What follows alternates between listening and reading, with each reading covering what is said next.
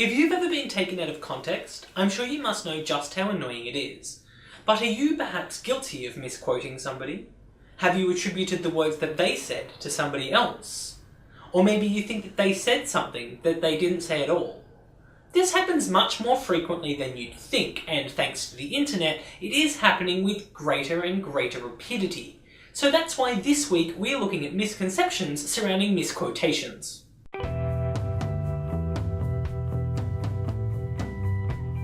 Sometimes people get quotes wrong. It's a fact of life, and I mean, it's understandable, because remembering entire sequences of words, verbatim and in order, is incredibly difficult. But when it starts to spread in its misquoted form, well, for the sake of the author, I think perhaps something should be done. Like in Hamlet, our eponymous leader doesn't say, "Alas, poor Yorick, I knew him well." He says, "Alas, poor Yorick, I knew him, Horatio."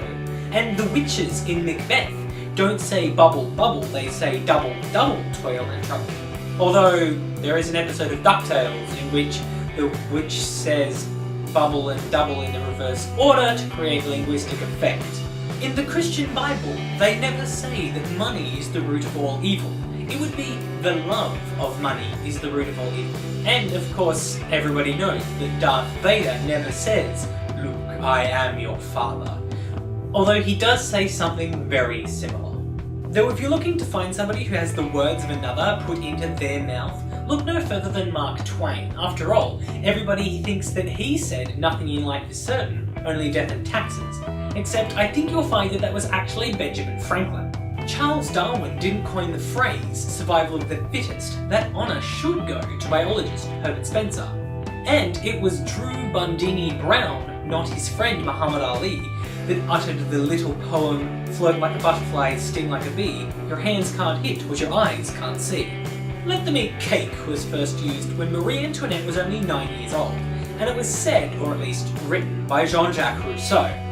"A journey of 1,000 miles must begin with a single step" is usually attributed to philosopher Confucius, but it should actually be attributed to Lao Tzu in the Tao Te Ching. It was Aesop, not any of the Bible's authors, who said that God helps those who help themselves. Except, of course, Aesop said the gods, because that's how his culture rolled.